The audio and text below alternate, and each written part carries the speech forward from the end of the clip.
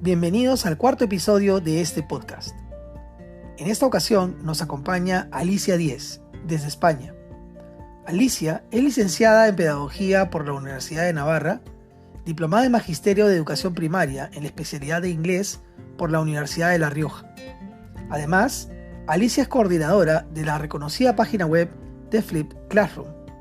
Actualmente trabaja como profesora de educación primaria en el Colegio Miravalles El Redín de Pamplona y como profesora asociada de la Universidad de Navarra en el grado de Magisterio. Hola Alicia, es un lujo y un placer tenerte con nosotros.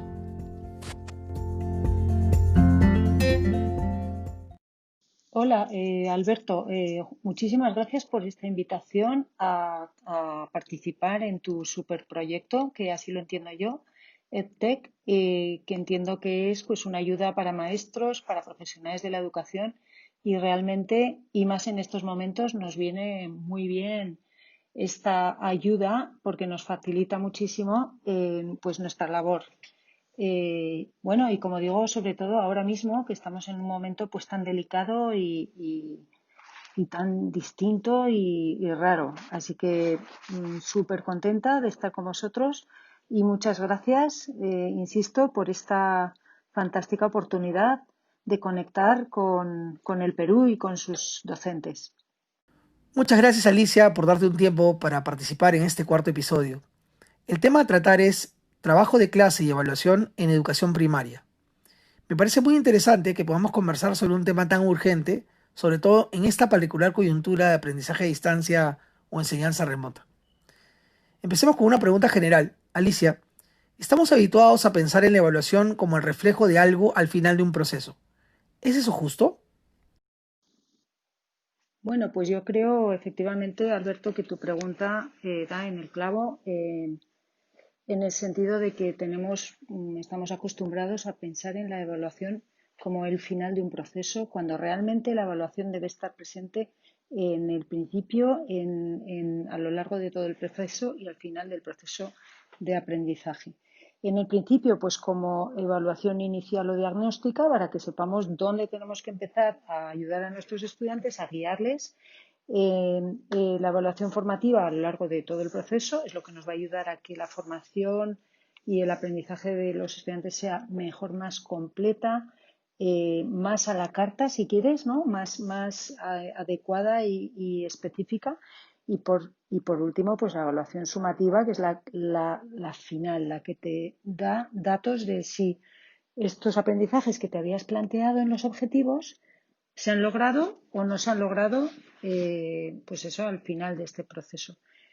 No sé si vosotros en el Perú tenéis esta idea, pero yo recuerdo cuando yo estudiaba, hace ya unos años, la verdad, pues te jugabas un poco todo al último examen y podías tener dolor de cabeza o sentirte mal, pero pues tenías que rendir y te arriesgabas y ahí te lo jugabas todo. Entonces yo creo que eso es muy injusto, porque creo que no estamos valorando pues todo el trabajo que se va realizando a lo largo del tiempo en el que dura ese proceso.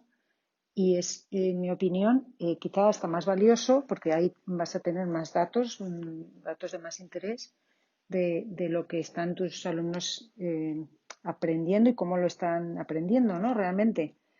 De forma que creo que hay que buscar eso, unas soluciones más creativas, pues eso, conseguir que los estudiantes sientan que todo lo que ellos hacen tiene valor, se evalúa, es importante y pues eso, el profesor es consciente y le ayuda no solo al alumno, también al profesor en el proceso. Has tocado un tema delicado, pues resulta vital comprender que la evaluación formativa no se trata de tomar más exámenes, sino de evaluar el proceso, como mencionas, con los diversos productos que los estudiantes elaboran mientras aprenden. Estos productos también son evidencia de aprendizaje. Alicia, teniendo en cuenta la importancia de evaluar cada actividad del estudiante, ¿qué tipo de tarea de aula que nos ayude a evaluar de una forma justa recomendarías? Bueno, pues efectivamente algunas actividades que se puedan evaluar, que sean actividades de clase y que se me ocurran ahora, pues la verdad es que yo intento evaluar, como te he comentado antes, Alberto, todo lo que se hace. de una manera o de otra, ¿vale? No todo se evalúa de la misma forma. Luego ya explicaremos un poquito, tengo intención de contaros algo sobre rúbricas o trabajos tipo proyecto con un poquito más de complejidad. Pero actividades que todos los días o muchos días se hacen y que se pueden evaluar son, pues, por ejemplo, un mapa mental, un esquema que, como sabes, pues en estos cursos de educación primaria ayudan muchísimo pues a estructurar la información en la cabeza.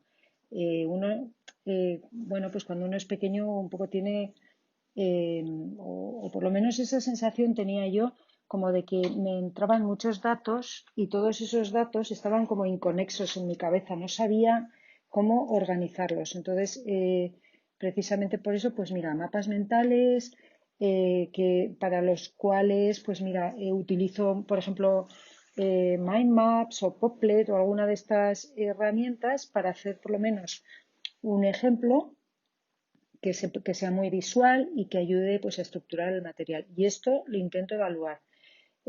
Pues infografías, por ejemplo, pues son también otro tipo de ejercicio que a mí me gusta mucho porque es fácil evaluarlo, se le puede, aquí sí que podrías aplicar una rúbrica sencillita y efectivamente te deja ver pues cómo es un tema desde arriba, como si dijéramos, ¿no? Como desde atrás. Esto lo hemos utilizado, por ejemplo, en temas de salud, en sexto de primaria, o plantas, o ese tipo de ejercicios se adaptan a casi cualquier tema. Otra cosa que utilizo bastante y que también evalúo y corrijo, pues hacer baterías de preguntas que luego utilizo pues para ejercicios pues para jugar con Socrative o con Kahoot Challenge o con Play Factile o Plickers o este tipo. O sea, teniendo en cuenta que no tenemos dispositivos en el aula para todos nuestros estudiantes, pues muchas veces se puede jugar, como sabes, pues este tipo de juegos se pueden utilizar con el dispositivo del profesor y pues tarjetas o incluso enviar el challenge pues a los alumnos de otra manera, ¿no? Todo esto se puede evaluar y todo esto está diciéndole a tu alumna, a tu alumno, que lo que hace cuenta, no solo sirve, además cuenta. Muy interesante.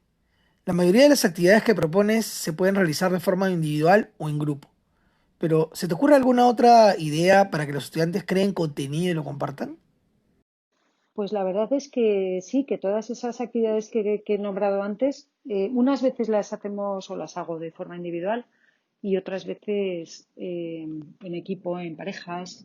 Pero hay una actividad de creación de contenido que a mí me gusta mucho porque funciona. Y os la voy a contar un poco por encima, porque fíjate, a mí es que me ha dado siempre buen resultado. A ver, consiste en repartir entre un curso, en este caso es sexto de primaria, todos los sistemas del cuerpo humano y es una actividad que lleva su tiempo. Hay que organizar muy bien los tiempos, pues sentarse un rato y distribuir bien, pues eso, los papeles para cada miembro del equipo y demás. Entonces, consiste en que cada equipo estudia y se hace experto en uno de los sistemas. Hace un resumen y un esquema que luego va a repartir a todos los demás miembros de la clase porque de ahí van a tener que estudiar. La forma en la que presentan su sistema suele ser con un PowerPoint o con un Keynote o con un vídeo, por ejemplo, incluso una obra de teatro, pero siempre con un apoyo visual que facilite pues, el aprendizaje. El resto de los estudiantes tienen que estar muy atentos, escuchar atentos, tomar notas si es necesario, preguntar dudas, porque saben que con ese material que se les ha repartido van a tener que estudiar para un examen, con lo cual tienen que controlar muy bien y hacerse también un poquito expertos, ¿no? Lo bonito de esto es que estas presentaciones suelen tener extras. Los extras, pues eso, pues pequeñas obras de teatro o hacen galletas, por poner un ejemplo, sin gluten porque han contado en el aparato digestivo que hay intolerancias muy importantes o traen medicinas, medicamentos porque están hablando, por ejemplo, de la diabetes y entonces porque el hermano de alguien pues tiene esta enfermedad y la cuentan con mucho detalle, en fin, o sea, se le puede dar como mucho interés y efectivamente, o sea, es que le invierte en cuerpo y alma en esto. Daos cuenta que presentar trabajos para iguales siempre es súper atractivo, ¿no? Súper atractivo para niños, sobre todo de estas edades. La tecnología que se utiliza es, bueno, pues como comentaba antes, nosotros no tenemos eh, no tenemos muchos dispositivos en clase a disposición, sino que, bueno, pues un poquito aquí, un poquito de allá, en casa pasamos, repasamos, con los recreos, ayudamos, hacemos lo que haga falta, pero el caso es que el resultado suele ser genial. Este material se puede guardar de un año para otro. Hubo un año que incluso convertimos aquellas presentaciones en vídeos y ahora mismo estos vídeos, como ya vamos acumulando unos cuantos, pues nos sirven para ir avanzando cada año, ¿no? A tener cada vez más material. Bueno, más adelante quizá os pueda explicar un poquito más, no quiero alargarme con esta pregunta, pero quizá tenga la oportunidad de contaros un poco cómo se puede evaluar un trabajo de este tipo. Qué interesante en realidad. Utilizar dinámicas de aprendizaje entre pares para que los estudiantes, asumiendo el rol de expertos, con supervisión del docente, sean capaces de presentar un contenido a sus compañeros. Se condice perfectamente con la idea de que a mayor audiencia, más esfuerzo y mejor calidad en el trabajo. Alicia, aprovechando que nos comentaste esta fantástica actividad de aprendizaje, ¿cómo evalúas en este caso? Bueno, pues sí, para evaluar este tipo de actividades hay que pensárselo un poquito. Entonces, yo desde hace unos 3 años decidí que las niñas de 10 o 11 años pueden entender que es una rúbrica. Eh, de esta forma, ya saben, estos estudiantes de estas edades tienen que saber también qué se les va a pedir, cómo se les va a evaluar.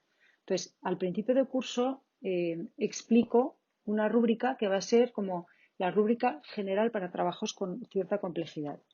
En esta rúbrica, que reparto y pegan en el cuaderno y trabajamos sobre ella, explico que los aspectos, los criterios que yo voy a evaluar van a ser contenido. O sea, cualquier trabajo tiene que tener un contenido adecuado, que puede ser pues el que nos ayuda a aprender un montón o puede ser un poquito más justo. Ahí van los niveles, ¿no?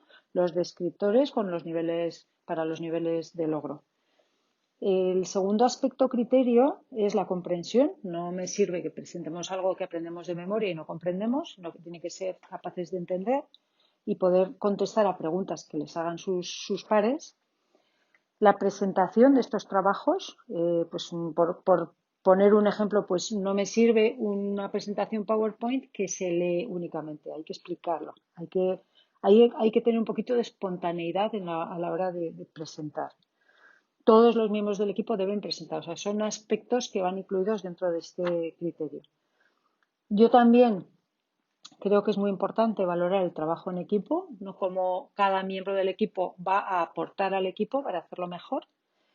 Y, por supuesto, originalidad, creatividad conectado con herramientas del siglo XXI que necesitamos que nuestros alumnos desarrollen, ¿no? Pues criterio, resolución de problemas, originalidad, o sea, que no sea. Es un poco, lo englobo todo en la palabra originalidad o creatividad, pero ahí estoy metiendo también aspectos como de eso, de conseguir logros interesantes. Otra cosa que me gusta mucho hacer es que cada vez que presentamos uno de estos trabajos se dé la coevaluación, que los alumnos por grupos valoren el trabajo de sus compañeros. Bueno, aquí nos jugamos un poco todo a, como es mi amigo, pues mira, le voto mejor. Pero siempre pido, y además pido que que se diga en alto, qué es lo que más te gustó, aparte de completar tu rúbrica, qué es lo que más te gustó, qué pensáis que fue lo mejor de este trabajo y qué creéis que podría haber sido mejor. Lo intentamos hacer de una forma muy positiva, pero también explico que los primeros que presentan tienen más fallos, entre comillas, pero nos ayudan más a los demás, con lo cual también se compensa esa especie como de falta de conocimiento, ¿no? Pues si los primeros han leído demasiado y lo hemos comentado en clase, pues efectivamente esto tiene que mejorar, esto así no está bien hecho. El siguiente grupo se va a cuidar mucho de leer, va a intentar no leer y así cada presentación es mejor que la anterior. Entonces, bueno, pues todo eso se compensa también de alguna forma, se explica pues pues cómo gracias a este fallo hemos podido, entonces eso se compensa, ¿no? A mí me gusta mucho, mucho ver cómo los estudiantes, aunque sean pequeños, tienen la valentía muchas veces de explicar qué es lo que creen que puede ser mejor y eso me parece tan bonito y tan enriquecedor que me hace disfrutar muchísimo, muchísimo. Aquello de expresar en público lo positivo y las oportunidades de mejora de sus compañeros es una excelente idea para mejorar el proceso de coevaluación. Muchas gracias, Alicia. ¿Alguna idea que quieras que recordemos? Bueno, pues como estamos hablando de evaluación, estamos hablando de actividades, yo me quedaría con que una buena evaluación supone pues un buen feedback. Una buena evaluación te tiene que decir que de un error se puede aprender. Eso es lo que yo creo que nos podemos quedar. Cuando nos equivocamos en clase, los primeros que tenemos que reconocer un error somos nosotros e intentar hacerlo bien. Pues eso, convertir el error en algo positivo, no en algo que sea una frustración eso negativa, ¿no? Sino una pequeña frustración a veces nos da el empuje, ¿no? Y la oportunidad de mejorar. Pues venga, a por ello. Eso es lo que yo creo que podemos, sí, pensar sobre este tema de la evaluación. Con eso me quedaría, sí. Te agradezco mucho, Alicia. Nos dejas muchas ideas interesantes para mejorar la evaluación. Un enorme placer tenerte con nosotros. Muchas gracias a ti, Alberto. Ha sido una gozada estar aquí de charla contigo y con todos tus oyentes. Espero que, bueno, que algo de fundamento saquemos de esta pequeña reflexión y espero que por el Perú estéis muy, muy bien. Con el tema del COVID estamos todos tan preocupados, ¿verdad? Así que nada, bueno, y eso, un abrazo desde España y gracias, mil gracias. Adiós, Alberto, hasta luego.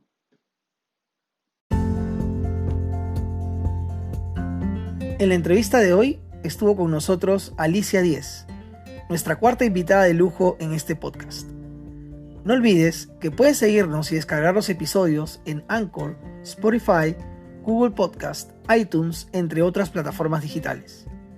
Soy Alberto Grados desde Lima, Perú, y este es el canal de EdTech Tips.